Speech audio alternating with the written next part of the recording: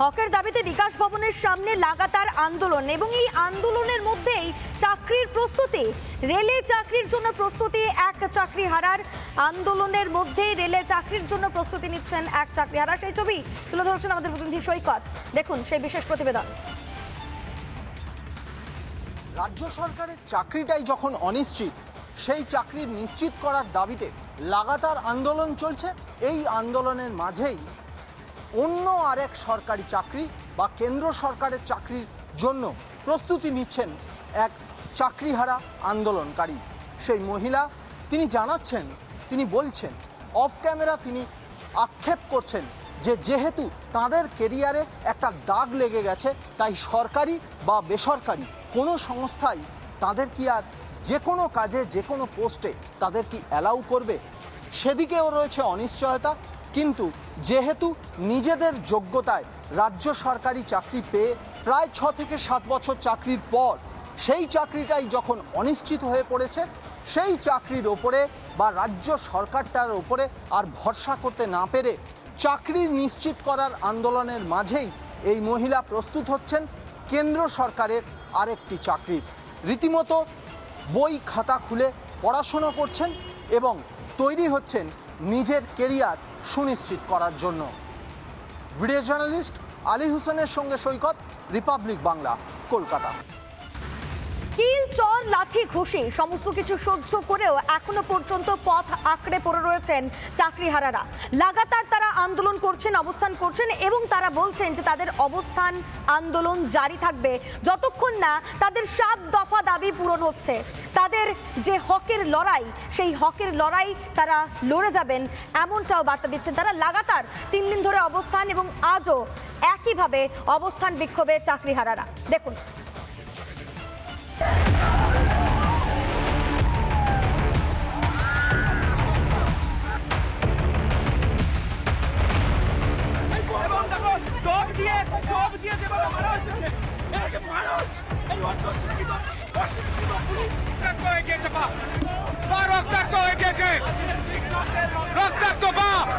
শিক্ষা ব্যবস্থা রক্তাক্ত। পুলিশ যেরকম ভাবে বিকেল বেলার পর থেকে বার মুখে তোলাচ্ছিল, যেখানে একাধিক যারা শিক্ষক শিক্ষিকারা রয়েছে তাদের কোথাও মাথা ফাটিয়ে দেওয়া হয়েছে, কোথাও হাত ফাটিয়ে দেওয়া হয়েছে। চাকরির বদলে কিল, চর, লাঠি, ঘুষি জাতির মেরুদণ্ডে। চাকরির বদলে পুলিশের লাঠি জাতির মেরুদণ্ডে।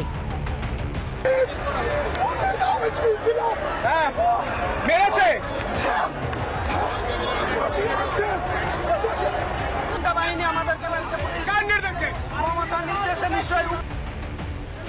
বৃহস্পতিবার রাতে লাঠি হাতে তুমুল মারমুখী পুলিশ। কারো ফাটল মাথা, কারো পা, কারো শরীরে লাঠির দাগ। এত নির্লজ্জ পুলিশ! মমতা ব্যানার্জি, চোর মমতা, পদত্যাগ করুন! পুলিশ মন্ত্রীর পদ থেকে পদত্যাগ করুন, চোর মমতা! আমরা চাকরিরা শান্তিপূর্ণ মিছিল করছিলাম, তৃণমূলের গুন্ডা বাহিনী বিনা পোশাকে পুলিশের বিনা প্রভাবে মারছে। গুন্ডা বাহিনী গুলি করে মারতে বলুন, লাঠি নয়, গুলি করে মারতে বলুন। পুলিশ মুখে হ্যাঁ, পুলিশ মেরেছে, লাঠি করে, লাঠি দিয়ে মেরেছে, পায়ে মুখে ঘুষি মেরেছে। জবাব দেবে, তাই কে নেবে? মাঝরাতে আহত ক্লান্ত চাকরিহারাদের অবস্থানে ফের গন্ডগোল।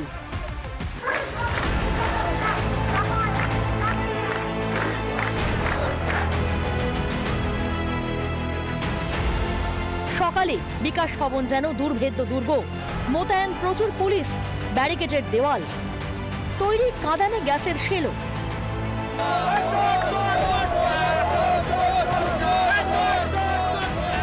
তখন পুলিশের ওপর ইট বোতল এলো এবং যারা বেরোচ্ছেন তাদের শারীরিক প্রাণ সংশয়ের ঝুঁকি থাকবে।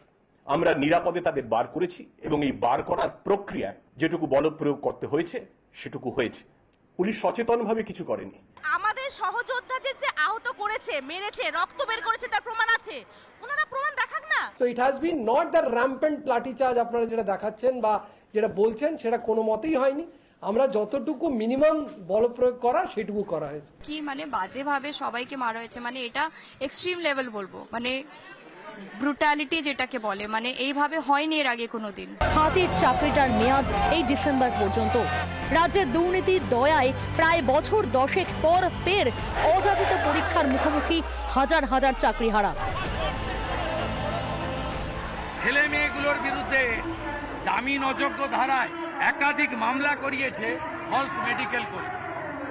এ অন্যায় মেনে নেওয়া হবে না। 9 জন বিধানসভা হবে, এটার সমাধান না করলে বিধানসভা চলতে দেব না। আমাদের আনকন্ডিশনাল সাপোর্ট আছে, আমরা এদের পাশে আছি।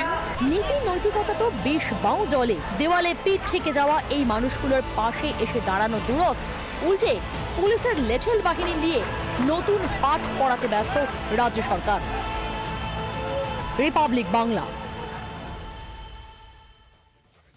নানা ধরনের কন্টেন্ট দেখার জন্য লাইক করুন, শেয়ার করুন আমাদের ফেসবুক পেজ, সাবস্ক্রাইব করুন আমাদের ইউটিউব চ্যানেল।